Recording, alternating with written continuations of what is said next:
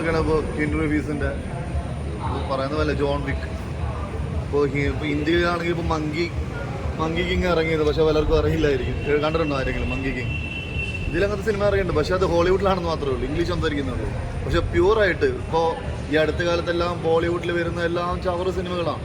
അതിൻ്റെ ഇടയിൽ മാരകമായൊരു സിനിമ കില്ലെന്ന് പറയുന്നത്, അതായത് തുടക്കം തൊട്ട് ഒടുക്കം വരെ നമുക്ക് സ്ക്രീനിൽ നിന്ന് കണ്ണെടുക്കാൻ പറ്റത്തില്ല.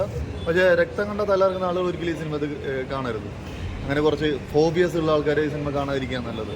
ഇത് എന്താ പറയുക, എനിക്ക് അതായത് നമുക്ക് ചില ഇപ്പം എൻ്റെ കൂടെയുള്ളരിക്കുന്ന ആളുകൾ ഇങ്ങനെ ഇടയ്ക്ക് കണ്ണൊക്കെ പൊത്തുന്നത് കണ്ടായിരുന്നു. കാരണം അത്ര ഭീകരമായിട്ടുള്ള വയലൻസാണ്. ഇത് കട്ട് ചെയ്തിട്ടാണ് ഇങ്ങനെ, ഇതിൻ്റെ ഒറിജിനൽ വെർഷൻ കൺസേൺ എന്താ എങ്ങനെ ഉണ്ടോ എന്നൊക്കെ അറിയില്ല. അമ്മാതിരി, കാരണം ചില സീൻസൊക്കെ കണ്ടു കഴിഞ്ഞാൽ അയ്യോ, സത്യം പറഞ്ഞാൽ നോർമലായിട്ട് ആൾക്ക് ചിലപ്പോൾ നമ്മളിങ്ങനെ തലയിറങ്ങി പോകും. അമ്മാതിരി സീനുകളാണ്.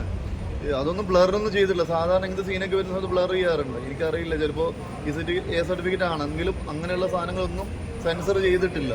വല്ലാത്ത കെട്ടി തൂക്കിയിടുന്നൊരു സീനൊക്കെ ഉണ്ട്. എൻ്റെ അമ്മോ, നിങ്ങളെന്താ ഈ സിനിമ കാണുമ്പോൾ അത് മനസ്സിലാവുള്ളൂ. അത് എങ്ങനെ എക്സ്പ്രസ് ചെയ്യുന്ന എനിക്കറിയില്ല. അത്രത്തോളം വയലൻസ് ഉള്ള ഒരു സിനിമ ബോളിവുഡ് ഈ അടുത്ത കാലത്ത് ഇറങ്ങിയതിൽ മികച്ചൊരു സിനിമ. ബോളിവുഡ് പിടിച്ചു നിൽക്കാൻ പറ്റുന്ന ഇതുപോലുള്ള സിനിമകൾ ഇനിയും വരണം എന്നുള്ളതാണ്. സാധാരണ കുറേ 500 കോടി 1000 കോടിക്കൊക്കെ വെറുതെ കോടികൾ തുലയ്ക്കുന്ന ഒരു ഇൻഡസ്ട്രിയാണ് ഈ ബോളിവുഡ് എന്ന് പറയുന്നത്. അവിടെ ഇതെനിക്ക് തോന്നുന്നു അത്ര വലിയ ബഡ്ജറ്റിലേക്കൊന്നും എത്തിയിട്ടില്ല. എല്ലാവരും എന്താ പറയുക, വലിയ വലിയ താരങ്ങളൊന്നും ഇല്ലെങ്കിലും ഉള്ളതിൽ വളരെ മികച്ചതായിട്ടുള്ള വില്ലൻ ചെയ്തേക്കുന്ന നമ്മുടെ CID മൂസയിലത്തെ പോലീസുകാരനാണ്, പുള്ളിയുടെ പേര് മറന്നുപോയി. പുള്ളിയുടെ ഒരു പ്രകടനം, അത് പുള്ളി ഇങ്ങനെ നമുക്കിങ്ങനെ വില്ലനായിട്ട് പുള്ളിയെ തോന്നത്തുമില്ല, എന്നാൽ പിന്നെ ഹീറോ ആയിട്ട് തോന്നത്തില്ല. അമ്മാതിരി ഒരു ഫിഗറായിരുന്നു പുള്ളിയുടെ. എന്തായാലും നിങ്ങളെല്ലാവരും ഈ സിനിമ തിയേറ്ററിൽ തന്നെ വന്ന് കാണുക. തിയേറ്ററിൽ കണ്ടാലേ അതിൻ്റെ ഒരു എഫക്റ്റ് കിട്ടുള്ളൂ. അത് ആ ഒരു വിഷ്വൽസും അതിൻ്റെ ഒരു സൗണ്ട് ക്വാളിറ്റിയും എല്ലാം.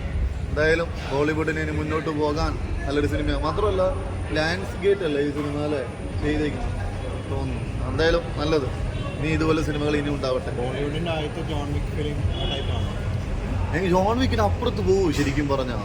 ജോൺ വിക്ക് പിന്നെ ഒരുപാട് ബിൽഡിങ്സ് ഒരുപാട് സ്ഥലങ്ങളൊക്കെ ഉണ്ടെങ്കിലും ഇതൊരു ട്രെയിനകത്ത് മാത്രം നിൽക്കുന്ന ഒരു ആണെങ്കിൽ ഇപ്പോൾ ജോൺ വിക്ക് കമ്പയർ ചെയ്യുമ്പോൾ എനിക്ക് തോന്നുന്നു ഈ സിനിമയായിട്ട് മികച്ചത് ഈ ഒരു വയലൻസ് ഒക്കെ കണ്ടു കഴിഞ്ഞാൽ. എന്തായാലും നമുക്ക് അഭിമാനിക്കാൻ പറ്റുന്ന സിനിമ. അന്നത്രത്തോളം അഭിമാനിക്കരുത്. കുട്ടികളായിട്ടൊന്നും ഈ സിനിമ കാണാൻ പോകാതിരിക്കുക നല്ലത്. 18 വയസ്സിന് മുകളിലുള്ള ആൾക്കാർ മാത്രമേ ഈ സിനിമ കാണാൻ ശ്രമിക്കുക. ഓക്കെ, അപ്പം അതിനനുസരിച്ച് കാണുക. നൈസ് ഫൈറ്റാണ്. ഇന്ത്യൻ സിനിമയിൽ ഫസ്റ്റ് ടൈം ആയിരിക്കും. ഫസ്റ്റ് ടൈം അല്ല, എന്നാലും കണ്ടിട്ടില്ല, റെയർ ആയിട്ടുള്ള ഒരു മൂവിയാണ്. ശരിക്കും പുതിയ നടനാണ്. പക്കാ പടം, എല്ലാവരും കാണുക. ഇത് മുമ്പേ ഇപ്പം നമ്മുടെ മറ്റേ മങ്കി മാൻ ഒക്കെ പോലെ അത് കണക്കത്തെ ഒരു ഇച്ചിരി വയലൻ്റ് ആയിട്ടുള്ള ഫൈറ്റ് സീൻസ് ഒക്കെയാണ്. ഒറ്റ നൈറ്റ് സ്റ്റോറിയാണ്. ഒരു ട്രെയിൻ ട്രാപ്പ് ആവുന്ന കാണുക, നല്ല പടമായിരിക്കും. ഓക്കെ, അങ്ങനെ വേണമെങ്കിൽ പറയാം. ഒരു മിലിറ്ററിക്കാരൻ ഒരു സർവൈവൽ മൂവി, ഇമോഷണലിലൂടെ പോകുന്ന നല്ലൊരു മൂവിയാണ്. ഓക്കെ, നല്ല ഫൈറ്റ്സ് ഒക്കെ ഉള്ളായിരുന്നു. വയലൻസ് നല്ല രീതിയിൽ വയലൻസ് ആയിരുന്നു. പിന്നെ ബോറൊന്നും അടിക്കില്ല. സ്റ്റാർട്ടിങ് തൊട്ട് എൻ്റെ ഒരു നല്ല രീതിയിൽ കീപ്പ് ചെയ്ത് നല്ലൊരു പേസ് ഉണ്ടായിരുന്നു. പിന്നെ ആക്ടറാണെങ്കിലും നല്ല രീതിയിൽ ചെയ്തിട്ടുണ്ട്. എല്ലാവരും നല്ല ജില്ലനാണെങ്കിലും അടിപൊളിയായിട്ട് ചെയ്തിട്ടുണ്ട്. അങ്ങനെ പ്രത്യേകിച്ച് കുഴപ്പമൊന്നും പറയാം. അടിപൊളി ഫുൾ വയലൻസ് ആണോ? സ്റ്റാർട്ടിങ് തൊട്ടുണ്ട്.